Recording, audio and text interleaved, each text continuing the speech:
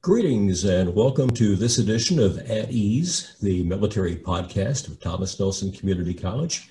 I'm Gary Pounder, member of the military team here at TNCC. On today's edition of the podcast, we are honored to welcome the interim president of Thomas Nelson Community College, Dr. Gregory DeCinque. Dr. DeCinque, thank you for joining us here today. Well, it's my pleasure, Gary. Glad to do it. Great to have you here today. And of course, Dr. DeCinque, again, has been the interim president here at Thomas Nelson since really the beginning of this year, serving during a period of transition here at Thomas Nelson. Dr. DeCinque, eminently qualified for the position, has a 45-year record of success in higher education. He's presided over 4 community colleges during his career, including nearly 20 years at Jamestown Community College in upstate New York. And since retiring from that position, proving that perhaps once you get into higher education, you can never really quite get away from it, he's actually served as interim president of 3 institutions, including another community college in Auburn, New York. And more recently, he was also the interim leader at Tidewater Community College in Norfolk, and here at Thomas Nelson since January of this year. He holds a doctorate from UT Austin, University of Texas at Austin, so I guess we should say hook 'em horns.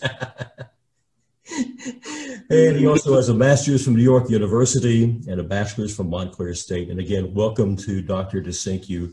Dr. DeCinque, as we tape this session here today, this podcast, we know now that your replacement has been named by the VCCS. We'll talk about that here in a moment. But you've been here for almost a year now. I'd like to get perhaps your impressions of Thomas Nelson Community College. What kind of expectations did you have of the institution coming in, and how did that square against the reality that you've seen here at TNCC? Yeah, that's an interesting question. Obviously, having been at Tidewater for a year and a half prior to coming to Thomas Nelson, I'd had an opportunity to get to know Dr. Dever, Dr. English, and several other people that we were doing some collaborative work with between our institutions. So I had a sense of Thomas Nelson before I arrived. Then, of course, as you well know, Thomas Nelson went through a year of some difficult times that created some turmoil in the organization, and ultimately Dr. Dever retired, and that's when the chancellor of the Virginia Community College System asked me if, when I finished at Tidewater, which was coming to an end, if I would consider spending some time at Thomas Nelson. So the first thing I did was spend a good deal of time talking with the board chair, Michael Coons, and as well as the vice chair, Dr. Warren. And so from those conversations and what they said that they needed and what they felt that I might be able to bring to the position, between the board chair and vice chair, the chancellor, and myself, decided that we would do this. And I was very pleasantly surprised upon arriving that what I found was an institution that had already managed to move itself beyond denial. And often when institutions or organizations go through some difficult times, the employee groups tend to think, well, this will just pass. We don't have to do much. It's just going to go away. And so they kind of deny that it was even needed. And the good news was that's not where I found Thomas Nelson. I found all the constituent group leads. I found the chair of the faculty senate and the faculty senate reaching out and basically simply saying, how could we help? And I will tell you, over my now 9, almost going on 10 months, that's been the case. Even trying to operate in this really strange COVID environment that we're operating in, I've still been able to maintain fairly good contact with all of those college leaders across the campus that I think have helped us achieve what I think you may have heard me say before, Gary. My major objective when I do an interim is simply to have the college as prepared as it possibly can be and in the best position it can possibly be to welcome a new president. So I have nothing but praise for everyone, including the board, who were just really instrumental in just supporting and helping and being involved. and helping us get the institution at a place where a new president can take over quite readily. I'm intrigued by that term you used a moment ago about moving beyond denial. Having been a community college president for well over 20 years in different locations, how unique is that to find an institution, as you said, that has moved beyond denial, realizing that change is imperative, and you basically have a staff and faculty that are positioning themselves and moving themselves in a direction to make those required changes? That's a great question, and I suppose if I had a real answer, I'd write a book and maybe make a few dollars on it. But, you know, every institution that I've been involved with, for some reason, was having a crisis. And maybe it's something, well, no, it's nothing I did. I came later. But when I took the presidency in James Community College, they'd been in a very serious enrollment decline for a couple years. And in hindsight, you could probably say that I failed to ask the wrong questions before I accepted the position, because in my first year and my second year there wound up going through a situation very similar to what you all did at Thomas Nelson. We lost 50 or 60 people at a relatively small institution, about under 5,000, and found the faculty and staff who had been successful in what they were doing for so long, they could not accept that all of a sudden there was failure. And there are reasons why these places have enrollment declines, and a lot of times it's tied, as you know, it's tied to the economy. But at that institution, there was clearly denial and resistance to change in a way that would meet the future. Another saying that I would often have around those things was, we want to move ahead to a new future while still respecting our past. And I think that's where institutions have to be if they're going to be changing in a positive way to meet the needs of those they serve into the future. It's not hard for anyone to understand just how much higher education or education in general has changed in the last 30 or 40 years. You know, I joke, Gary, that when I started in teaching, you know, my technology was an overhead projector. And the worst thing was I didn't have a spare bulb when the bulb blew out and my entire class was ruined. We have moved so far beyond that. Back then, if a school had one media technician, somebody bring your projector into your room or something, that was a lot. Now we have a whole staff of people just to support our technology, both from the administrative side and the instructional side. So yeah, my institution where I was at for 19 years struggled with that. We managed to get over that by actually just facing it head on and saying we must transform, and bringing all the college together with the community and demanding that we come together to change. And we did. And I was very proud of that. And probably the reason I stayed 19 years. That's a long tenure for a president of any institution. Then the first interim that I did was the same thing. They had some very serious financial problems. That's the one you mentioned in Auburn, New York. And at first draw there was a lot of denial, and we pulled the right leadership together and faculty together and convinced people we needed to move on. So I don't think I guess the answer to the question is, yeah, it is unusual to have found an institution that people are already saying, we got to put this behind us and move on. Now, I want to be clear. That doesn't mean that they weren't still, in a sense, mourning for the loss of their colleagues and other things that have happened at the institution, but they absolutely were ready to say, what can we do to make sure this doesn't happen again?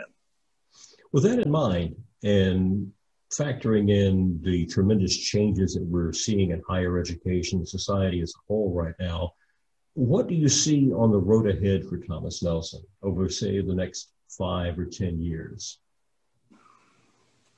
I think there's going to be a continuing refinement of what the appropriate programmatic mix is. One, let me start with transfer. Over the last decade, transfer programs, which really represent almost 50% of our student population, have really not gotten much attention because, and I think rightly so, for a long, long time, there had not been enough attention paid to programs that were other than the bachelor's degree as the goal. And what we've all come to learn is that there are many, many significant careers and opportunities out there that don't require a bachelor's degree, but we also learned they do require most times something beyond the high school degree. And that's the niche that I think community colleges have really stepped into. And my only concern, of course, is that often the decision makers and the money brokers don't understand that you still have to support that transfer population with a good, solid first 2 years of an undergraduate degree. And as public organizations, we wind up chasing the money. And if they put the money out there for these other programs, right or wrong, we still have to go get that. And I think we've done a good job with that. And I think that's going to continue for the next period of time to be a very important area and role for Thomas Nelson. I mean, think about where we are. I mean, certainly expansion, and maybe this kind of leads into a little bit of at ease. I'm not sure that we do serve all of the military activities throughout the region as well as we could. I think there are other kinds of programs that could be done, and they don't all have to be simply military related. But for example, with all that's going on in the area, we've had some discussion not too long ago about a commercial piloting program. I mean, there's a lot of folks in the area that might be interested in those kinds of things. There's certainly much more we could do with Jefferson Labs and Langley that would not only support the area, but also support our military students and others in the area. So I think that'll be primarily it. It's going to be balancing those things. And I guess I should add, and this is in the scenario planning, which I believe you participated in. Yeah. I think that idea of the college really focusing on being a nexus for the community is really important. I mean, one of the things we're doing with that, with social change and societal values right now, is reaching out to our communities and saying, we want to be part of this. We don't have to simply be the leaders, but we want to be part of this and spreading it throughout our communities, or at least hosting the discussion about these issues, and then helping to implement institutional change where it's appropriate. You were mentioning in your comments a moment ago, Dr. DeCinque, about the need to get the programming balance right. As a part of that balance, how do you see the divide emerging between in-residence programs versus online programs? Oh, boy. Right now, I guess it depends on when you ask that question, right? I think, the thing that has been growing, even in declining enrollment over the last number of years, has been the online courses. That and dual enrollment have really been the two things that have kept a lot of community colleges solvent. So I think that the struggle is, and for an old war horse like me, not being able to, say this carefully, not being able to hug my students still strikes me as odd. And I think what I mean by that is being able to have that personal touch with students. And with community college students, it's almost, I think it's needed even more than with a traditional student that goes directly into a four-year institution and is well prepared for that. Many of our students have so many other matters that they're dealing with that the personal touch really becomes critical. So that may be the other thing. Is how do we maintain, because I think a lot of the instruction is going to continue to stay online. The question becomes how do we maintain that personal touch in all those other support areas that will help make students successful. Because community college students, without those other supports, they're not, a lot of them, now some are, I mean, I don't want to paint everyone with the same brush, but a lot of these students that come from first generation homes where no one's ever gone to college, they've got income, poor socioeconomic status, low socioeconomic status, other barriers to success. We really have to find a way to make what we do available to them and make them successful in spite of those issues. And I think that's especially true with our military and military affiliated students. You mentioned earlier, that many of our students at the community college are the first members in their family to attend college. In many cases, the first to actually graduate from college. We see that on the military side. Sure. Young people that perhaps weren't really sure coming out of high school what to do next. So they join the military, and as they master, very complex, complicated jobs and skills in the military, they begin to think about, how would a college education benefit me? And they will tend to gravitate towards schools that are doing a good job serving the military affiliated community, which kind of leads me into our next discussion area. Obviously, at Thomas Nelson, the military is a very important part of our student population. Roughly 1 in 5 students here at TNCC has some kind of military connection, whether it's active duty, members of the Guard and Reserve, military retirees, dependents, and spouses. How do you perceive, or how can Thomas Nelson, in your estimation, do a better job in serving that very important population? Well, we're going to have to continue the kind of outreach that it takes to make certain that they choose Thomas Nelson. It's not like we're without competitors in that area, and some of those have some advantages that we don't necessarily have. But I do think that military personnel do have, I think, somewhat of a natural inclination to look into their local community college. I mean, you mentioned the Air Force earlier. The Air Force has had its own community college for many years. The Navy is now talking about a naval community college, but in partnership with existing community colleges. And as I think the system has applied to be that primary, at least one of the primary partners. And when you look at the community colleges within the VCCS, there's no question that Tidewater and Thomas Nelson, I guess maybe Nova, are the ones that really stand out in terms of service to the military. The other thing that I would add to that, Gary, is we have to make certain that all of those specialized skills and knowledge that these service people bring to us, that they get credit for. And I think that was an issue that's being worked on. I'm not sure that it's where it needs to be, but I could tell you a quick story that I was addressing a group of the workforce personnel over at Tidewater, and we were talking about somewhat the same topic. And this one gentleman in the back room jumped up and he said, "I got 24 credits when I came here out of the whatever branch of the must have been Air Force or Navy," because his specialization was avionics. And boy, you think about, here's someone who had no college degree, yet had a set of high-level skills in avionics. And he rightly got some credit for that, and he turned that into a degree in about half the time he could have under the old model. So I think things like that will be critical to serving veterans. I would think also being able to provide the kind of necessary support in partnership with the armed forces and other social services agencies that some of these veterans need. And some of these, and their families need. Not everyone in the military is making a ton of money. And they need support when they make those transitions from the military.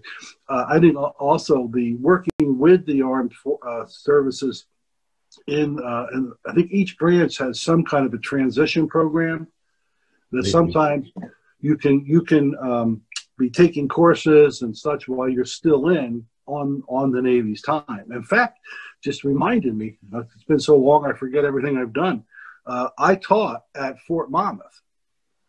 in New Jersey, which is unfortunately no longer there. I think they turned it into a very expensive golf course. But I don't know if you're familiar with it, but it's a major base in New Jersey. And I taught in a program for the military where they were enlisted personnel who would be getting out in a year. And I taught them a course which is sort of a first level management course, making a transition from being a worker to a supervisor kind of thing. And it was, I'll tell you, it was the politest group of students I ever had in my life. As you can imagine, you couldn't get them, you could not get them to stop calling you sir. Mm-hmm. It just wasn't going to happen. So I just finally gave up and they just called me sir. But again, those kinds of opportunities, I think, for us to work with the armed services in providing those kinds of transition programs, whether they be in things like I was teaching or some of even the more technical things. I know the mechatronics program has been very popular with the military, and that's been offered. I know at Tidewater, and I think we've also offered that at Thomas Nelson for some military personnel. I think your comments about the transition programs are spot on, Dr. DeCinque. And a couple of things we've done here at Thomas Nelson that we're very proud of. First of all, as kind of a leader within the VCCS, going back, gosh, almost five and a half years ago now, we were in the forefront of creating the VCCS portal that's called credits2careers.org. And that, of course, allows military members, veterans to go to that particular portal. They can upload their military transcript. They can simply enter in their military AFSC, MOS, job title, whatever you want to call it, and then pick the school within the VCCS, pick the academic program they would like to pursue.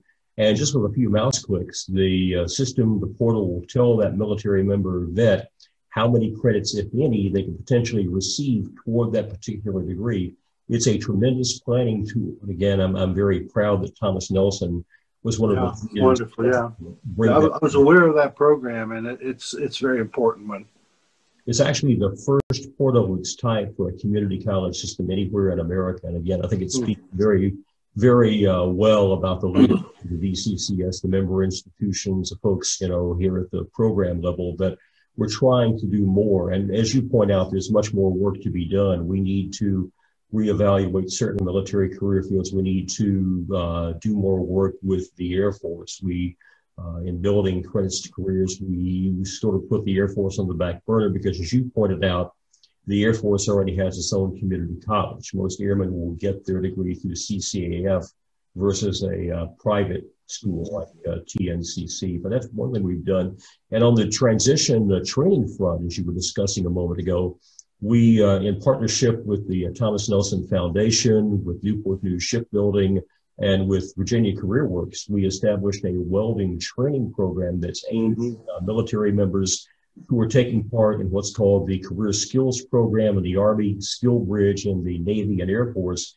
And that's a real game changer. As you pointed out earlier, historically, and this is true when I was getting out of the military, retiring almost 20 years ago, the transition process was largely compressed.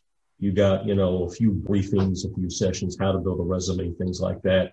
Then you got your retirement medal and, your pension check, and you were sent on your way.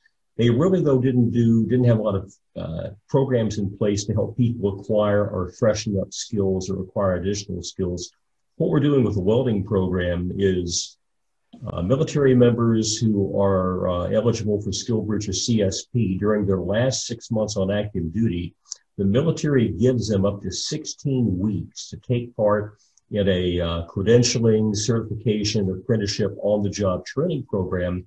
And during that period, that program becomes their primary job. They're excused from virtually all their military duties. So in our case, for the welding program, they can come in, they can earn a basic credential called Shielded Metal Arc Welding, or SMAL, part of the welding lab here on our Hampton campus. And then at the end, they have the opportunity to earn their credential from the American Welding Society. And they can also take a proficiency check from the shipyard. If they pass both of those and complete the screening process, that in turn will line them up for a job as a welding trainee at the shipyard. starting off at better than $40,000 a year I know. from day one, and just a tremendous opportunity to build a second career with a truly great corporation, one that is very military and veteran friendly. I guess the next question then becomes, in what areas should community colleges be looking as we try to develop these transition training programs? You mentioned aviation a moment ago. What other areas do you think would be a logical fit for a school like TNCC providing transition training for folks getting out of the military? Well, one of the things I've been talking to Dr. English about, and rather than just giving you a direct answer, I mean, I have some thoughts about kinds of things that will be successful. But one of the things that Thomas Nelson will need to be doing, and especially with a new president coming in, is first, finish up that strategic plan. I think the scenario activity gave us some base there, but I think we need to move that strategic plan. You may have seen we did some institutional priorities that we've been vetting with the college community. But beyond, once you get that strategic plan in place, there needs to be a couple other plans. And one of them is an academic plan. And the academic plan is where you take the time to do something like we did with scenario building, where you can explore where are the needs and how do we help meet them. So I would start there. As I said, I threw out commercial pilot because I know that's because if you can do that with a local flight school, you don't have to own your own planes. You don't have the insurance responsibility. Students become eligible for financial aid because they're in a college program. I suppose other things that I would look at right now, I would look at some things in hospitality and culinary. I mean, this certainly is, along with military, I guess the second, I don't know which is the biggest employer, probably military, but then after that, it's got to be the hotel, resort, culinary industry. And there are, I would think that maybe something in the Newport, not the Newport, the Williamsburg area where the Busch Gardens and all that is there, maybe to provide some training there. The difficulty often with culinary and hospitality programs is they don't have high starting salaries, which kinds of turns people away. But if you're building a second career and you can accommodate that, the other thing you can do is you can move up fairly quickly in those kinds of fields. Quick story on training with when I was at TCC, we have a Thomas Nelson and TCC do some of the very same things for the shipyard. In fact, we have some partnerships and a brand new partnership I can share with you in a minute if you like. But we had a young man who was working on his farm in all the way up North Carolina, right on the border, and he jumped into a 3-week welding or 3-week sheet metal program in the pre-hire program from the shipyard. And when he finished that, they hired him at $19 an hour plus benefits. That's probably around the $40-some thousand point you were making. Your point you made. And someone said to him I was with him, and someone said, "Well, that's not a whole lot of money." And he looked at him and he said, "When you're making zero, 19 is a whole lot of money." And so the point is that, yeah, these are, people don't expect, frankly, to go from $0 to $100 an hour, but they are willing to take in the shipyard at 19 an hour, and that includes some benefits, is a really good deal. So I think areas like I mentioned culinary and other things related to I know that Dr. Dever had been trying very hard to get this advanced manufacturing facility. I think that's something that's needed. We did a trade skills academy over in Portsmouth when I was at TCC that was open when I was there as interim. And right now we've got a huge grant proposal out on this kind of training. And if we get that, I think we need to be very careful about a site selection where we can put that kind of facility and then really ramp up those kinds of trainings that will support local industry. And to some extent, that's not hard for us to predict when you just look over at the shipyard. And I mean, it's not just the shipyard. There's all those related industries that are part of VISHRA and Bill Crow's organization, lots of demand.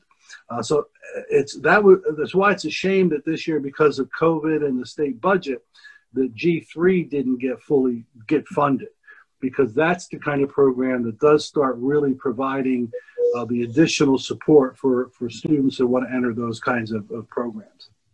What about cybersecurity as being a training area? Yeah, I mean, we're so big in that, I probably just didn't even think about it. I mean, I'm just trying to remember, just drew a blank on a man. Michael Mann. Michael Mann, yes, yeah. And the program he's got going up, especially at the Historic Triangle and the facilities up there, and the level of work that they're doing. And I understand we've got one of the few special certifications that you need to really do that, that we're one of the few that have that. And certainly cybersecurity is going to remain a major issue. I just read the other day where I think it was one of the companies that was working on a vaccine for COVID had that ransomware attack, you know, things like that. So, I mean, it's out there. I mean, it's every time you figure out how to do something, there's some bad people out there going to figure out how to mess it up and get your money. So yeah, cybersecurity, big field, probably room for expansion there as well. And then of course, you know, the health fields. I mean, they're going to just continue to grow. I think Paul Long and his group have done a remarkable job with the EMT and the fire and, you know, all those kind of related things. We're just right now, I hope a couple of days away from getting American Health Association award that will allow us to do even more training in those areas for the